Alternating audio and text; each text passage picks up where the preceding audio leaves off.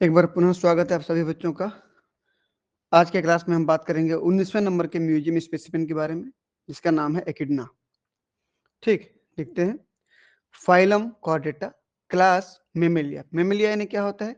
जिनके बॉडी में memory gland पाया जाता है। ठीक। और तीसरा ऑर्डर क्या है? मोनोट्रीमा। मोनो यानी कि सिंगल, ट्रीमा यानी कि छिद्र। ट्रीमेटा मतलब छिद्र होता है, एक छिद्र हो। एक छिद्र किस पर्पज से बात कर रहे हैं? एक छिद्र कि जिसमें मल त्यागने के लिए और यूरिन बाहर निकालने के लिए एक ही छिद्र हो, उनको हम क्लोएका कहते हैं। यानी कि जिसमें क्लोएका पाया जाता है उसको मोनोट्रीमेटा में रखा जाता है। वह मेमल जिनमें क्लोएका पाया जाता है उसको मोनोट्रीमेटा में रखा जाता है। ठीक। जैसे हम लोगों में यूरिन को बाहर निकालने के लिए अलग अलग रास्ते हैं और मल को बाहर निकालने के लिए अलग रास्ते हैं, तो दो अलग अलग रास्ते हो गए। लेकिन वह मेमल जिसमें एक ही रास्ता हो उसको मोनोट्रीमेटा में रखा जाता है। ठीक। जीनस क्या है? एकिडना। जियोग्राफिकल डिस्ट्रीब्यूशन की बात करते हैं। Echidna aculeata is found in New Guinea, Tasmania, Australia. ये इन 3 जगहों पे देखने को मिलता है। अगला, इट इज ओविपेरस। ये अंडे देने वाले मेमल्स हैं।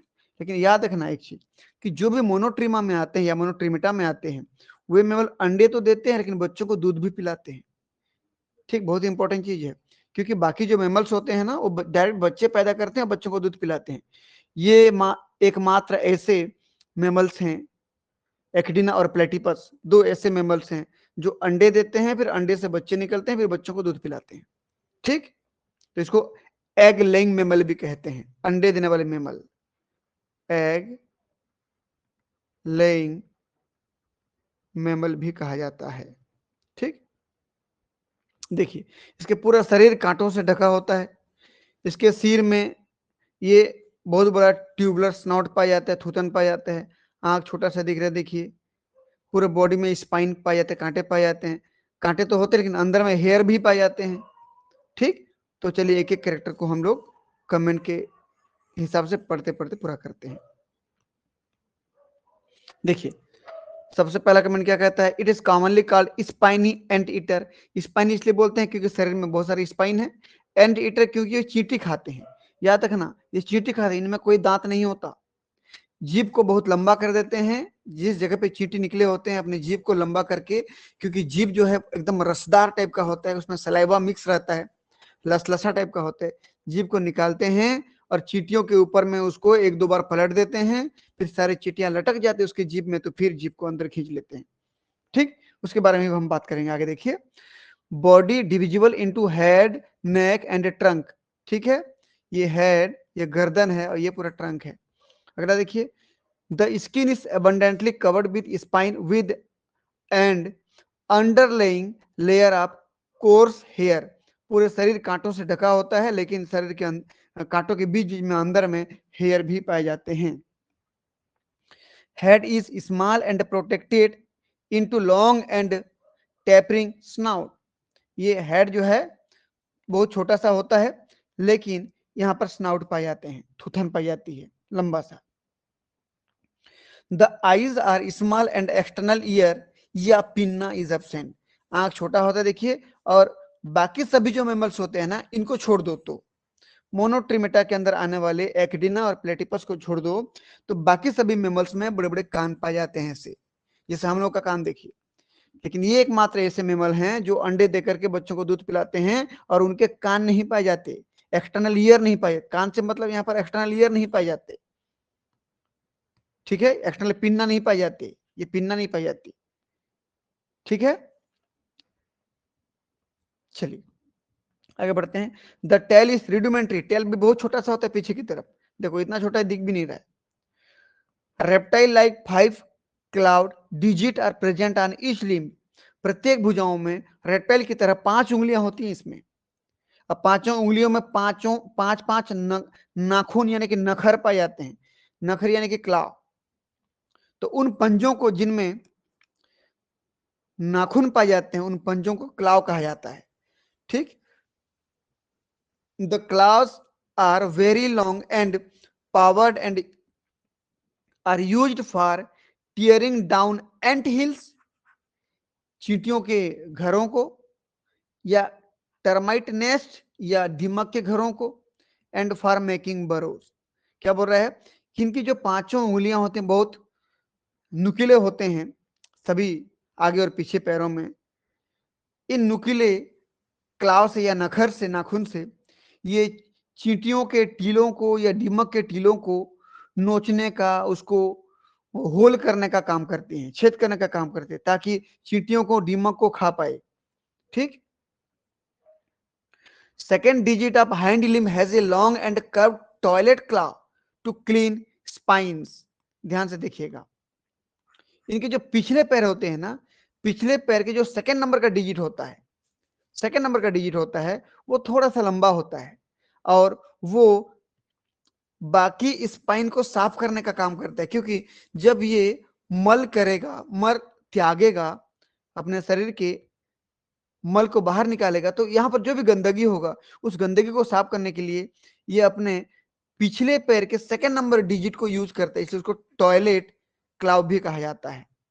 ठीक। देखिए, second digit of hind limb has a long and curved toilet claw to clean spine. ठीक। तो पीछे के जो स्पाइन में जो गंदगी लगा होगा उसको साफ करने के लिए उसका इस्तेमाल करता है, यूज करता है। किसका? पिछले वाले पैर के सेकेंड नंबर के डिजिट का, सेकेंड नंबर की उंगली का। ठीक है। Male and female both possesses memory gland. Male female दोनों में मेमोरी ग्लैंड पाए जाते हैं, दूध ग्रंथि पाए जाते हैं, वेंट्रल पार्ट पर होते हैं, बहुत डेवलप नहीं होती है, सीजनल होते हैं, सीजन में बनते हैं। ठीक। But female secreting milk to fed young, ये अपने बच्चों को दूध पिलाने के लिए केवल फीमेल ही दूध पिलाती है। Tits absent. टीट यानी क्या होता है? मेमोरी ग्लैंड का सबसे ऊपरी हिस्सा जहां से दूध निकलता है उसको बोलते हैं टीट्स या निपल्स, वो इसमें नहीं पाए जाते। यहाँ पर वेंट्रल पार्ट पर ये हेयर हेयर जैसी जो स्पाइन जैसी स्ट्रक्चर दिख रहे हैं, वैसे कुछ बिखरे हुए कई सारे मेमोरी ग्लैंड मिलेंगे, उसमें निपल्स यानी कि टीट्स नहीं पाया जाएगा। बच्चे डायरेक्ट वहीं से दूध पिएंगे, क्योंकि वो परमानेंट मेमोरी ग्लैंड नहीं होते बल्कि सीजनल होते हैं, ब्रीडिंग सीजन में बनते हैं। The tongue is extremely long and protrusible and is covered with a sticky salivary secretion. इनकी जो जीभ होते हैं ना, वो बहुत ही फ्लेक्सिबल होते हैं और प्रोट्रूसिबल होते हैं, बहुत बड़े होते हैं। देखिए, ये जीभ इतना तक निकले ना, और निकल सकता है, ये तो आधा निकला है।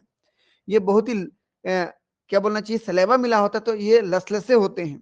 तो जहां पर चींटी होती है, चींटी को खाने के लिए जीभ को निकाल के वहां पर एक दो बार लपेट लेता है, चींटियां चिपक जाती है, अंदर खींच के खा लेते हैं। ठीक। आगे देखिए, फॉर होल्डिंग द एंड्स बोल रहे थे, चींटियों को पकड़ने के लिए लसलसा होता है। Posterior region of the tongue is serrated to grind insect, कि ये जो जीभ होता है, जीभ के जो पिछले हिस्से होते हैं थोड़े से ये खुरदुरे टाइप के होते हैं, ताकि जो भी चींटी मिट्टी कीड़े उड़े को खाएगा वहां पर ग्राइंड किया जाएगा, पिसा जाएगा। ठीक है ना, पीसने के लिए, क्योंकि इस पास दांत नहीं पाए जाते ना, टूथ एब्सेंट होते हैं, इसीलिए पीसने के लिए इसके जीभ में थोड़ा सा खुरदुरा जैसी संरचना पाई जाती है पीछे की तरफ। Teeth are absent in adult, इसके एडल्ट में टीथ नहीं पाए जाते। A small spur connected with a peculiar gland, जिसको क्रूरल ग्लैंड भी कहते हैं या फिमोरल ग्लैंड भी कहते हैं, is present on the heel. क्या बोल रहे हैं कि इसके जो पोस्टेरियर जो लिम्ब होता है, पिछली भुजा जो होती है, वहां पर जो स्पर पाया जाता है, स्पर यानी कि एक उंगली का एक कांटा जैसी स्ट्रक्चर ऐसे, वहां पर एक ग्लैंड जुड़ा होता है जिसको क्रूरल ग्लैंड या फिमोरल ग्लैंड कहते हैं। यहाँ से फेरोमोन्स निकलता है। क्या निकलता है? यहाँ से फेरोमोन्स रिलीज होते हैं, जो ये मेल में होता है, याद रखना, मेल में। और अपने फीमेल को आकर्षित करने के लिए ये फिमोरल ग्लैंड से क्या फेरोमोन्स निकालते हैं। ठीक है, मेल में पाया जाएगा, फीमोरल ग्लैंड होता है, फीमेल को अट्रैक्ट करने के लिए यहाँ से फेरोमोन्स निकालते हैं। ठीक। तो किससे जुड़े होते हैं बोलने पर? स्पर नाम के एक स्ट्रक्चर से जुड़े होते हैं। स्पर क्या होता है बोलने पर? एक प्रकार का पिछला वाला उंगली समझ लीजिए, 4 उंगली आगे होंगे, 1 उंगली पीछे टाइप का होगा, तो उसको क्या बोलूंगा मैं? स्पर कहूंगा। ठीक। चलिए, तो a small spur connected to peculiar gland बोल रहे हैं, क्रूरल या femoral gland, is present on the heel बोल रहे हैं, उसके पैरों पर। ठीक। अगला, echidna rolls its body to erect its spine and defend itself.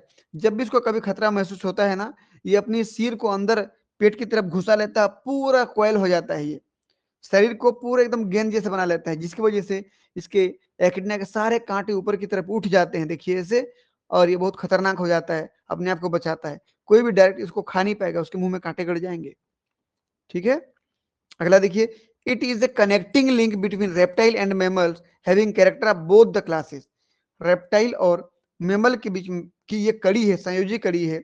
इनके शरीर पर रेप्टाइल के जैसे भी लक्षण पाए जाते हैं और मैमल के जैसे भी लक्षण पाए जाते हैं।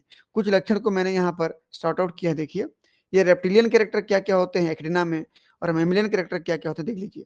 पहले रेप्टिलियन कैरेक्टर को देख लेते हैं। Presence of cloaca. क्लोएका में, सॉरी, रेप्टाइल में क्लोएका पाया जाता है। क्लोएका यानी कि जिसमें यूरिन यानी कि मूत्र और मल एक साथ जिस छिद्र से निकाला जाता है उसको क्लोएका कहते हैं। एक ही छिद्र होता है तो मोनोट्रीमा कहलाता है, बोला था। Females are oviparous. जिस प्रकार से रेप्टाइल अंडे देते हैं, ऐसे एकिडना की फीमेल भी अंडे देती है। नो यूट्राइन गेस्टेशन या नो प्रेगनेंसी, इनमें यूट्रस नहीं पाई जाती। ये प्रेगनेंसी या गर्भावस्था जैसी स्थिति से नहीं गुजरती। इसकी फीमेल गर्भावस्था जैसी स्थिति से नहीं गुजरती, बल्कि ये अंडे दे देती है बाहर। ठीक, अंडे देना किसका काम हो गया? रेप्टाइल का काम हो गया। नो प्रेगनेंसी इसका मतलब। Maximum bony structure like reptiles. Reptile में जितने भी प्रकार के बोन पाए जाते हैं, लगभग उसी उसी प्रकार के मैक्सिमम बोन इसके शरीर पर पाए जाते हैं। पिन्ना एब्सेंट, देखिए रेप्टाइल में कोई पिन्ना नहीं पाई जाती। जैसे आप घर के छिपकली देख लो, कान का पिन्ना थोड़ी होता है, बाहर का बाह्य कान नहीं पाया जाता। Cochlea of internal ear, reptile के शरीर के अंदर जैसे कोक्लिया पाई जाती है, इस एकिडना के बॉडी के कान के अंदर भी इस प्रकार की कोक्लिया पाई जाती है। कोक्लिया कहाँ होता है बोलने पर? ये कान के अंदर, ये इंटरनल ईयर में पाई जाती है कोक्लिया। ठीक है, जो साउंड को आगे प्रोसेस करवाता है और वो ब्रेन को भेजता है। ठीक, टेस्टिस आर एब्डोमिनल एंड रिट्रैक्टाइल।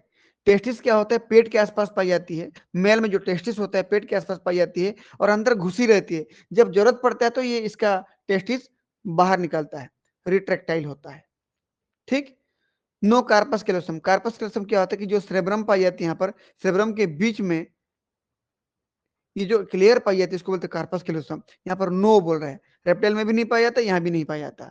ठीक है, बीच वाला ये लेयर नहीं पाया जाता। मेमलियन कैरेक्टर क्या क्या होता है देख लीजिए, कि body covered by hair. Mammal में हेयर पाई जाती है, इसका बॉडी में भी हेयर पाई जाते हैं। प्रेजेंस ऑफ मेमोरी ग्लैंड, वास्तविक मेमल में मेमोरी ग्लैंड पाई जाती है, इसमें भी पाई जाती है। 4 चैम्बर हार्ट, मेमल में 4 चैम्बर होते हैं हार्ट, इसका भी हार्ट 4 चैम्बर का होता है। हम मेमल में लेफ्ट एयोर्टिक आर्च पाई जाती है, इसमें भी होता है। हमारे मेमल्स में जो कान में जो मिडिल ईयर होती है, मिडिल ईयर में 3 ईयर ऑसिकल पाए जाते हैं, 3 बोन पाए जाते हैं कान के। Méliès, incus, stapes. स्टेपिस सबसे छोटा बोन होता है, पढ़ते हो आप लोग, हम लोगों में भी होती है, इसमें भी होती है। Skin richly glandular, sweat gland and sebaceous gland. जिस प्रकार से हमारे बॉडी में पसीना की ग्रंथि और श्वेत ग्रंथि यानी कि सीबेसियस ग्लैंड जो पाई जाती है, सेम ऐसे इसके बॉडी में भी इतने सारे ग्लैंड पाए जाते हैं। हमारा जो डायफ्राम होता है, छाती के ऊपरी भाग और पेट के भाग के बीच में जो डायफ्राम पाई जाती है, वो मतलब छाती के नीचे और पेट के ऊपर बीच में छाती को और पेट को डिवाइड करने वाला जो लेयर होता है डायफ्राम कहलाता है। हमारे बॉडी में जैसे होता है, इसकी बॉडी में ऐसे होता है। हम वार्म ब्लडेड होते हैं, ये भी वार्म ब्लडेड होता है। वार्म ब्लडेड मतलब क्या होता है कि वे ऑर्गेनिज्म जो अपने बॉडी के टेम्परेचर को यानी तापमान को मेंटेन करके रखता है हमेशा।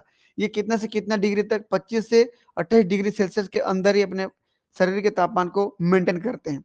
25 से कम नहीं होने देते और 28 से ज्यादा नहीं होने देते, क्योंकि अगर ऐसे हुआ तो मारे जाएंगे। हम भी हमारे बॉडी के टेम्परेचर को 37 डिग्री के आसपास मेंटेन करना चाहते हैं, तो हमारा भी फिक्स हो गया, तो हम भी वार्म ब्लडेड हो गए। वार्म ब्लडेड बोलो या होम्योथर्मिक बोलो, होम्योथर्मिक या एंडोथर्मिक बोलो, मतलब एक ही है सबका। जिसमें बॉडी का टेम्परेचर कैसा होता है? कांस्टेंट रहता है। कांस्टेंट बॉडी टेम्परेचर, स्थायी होता है, स्टेबल बॉडी टेम्परेचर। ठीक है, ठीक है बच्चों, तो हमने देखिए यहाँ पर 8 कमेंट हो गया, यहाँ पर 14 कमेंट हो गया, 22 कमेंट पढ़ लिया। किसके बारे में? एकिडना के बारे में। कोई 5 से 10 कमेंट अपने कॉपी में लिखिए और बेहतर 5 कमेंट को आप याद करिए और परीक्षा में लिख के आइए, बेहतर नंबर मिलेंगे आपको। ठीक है बच्चों, मिलते हैं फिर नेक्स्ट किसी ऐसे वीडियो में। तब तक के लिए आप सभी बच्चों का बहुत बहुत धन्यवाद। Thank you.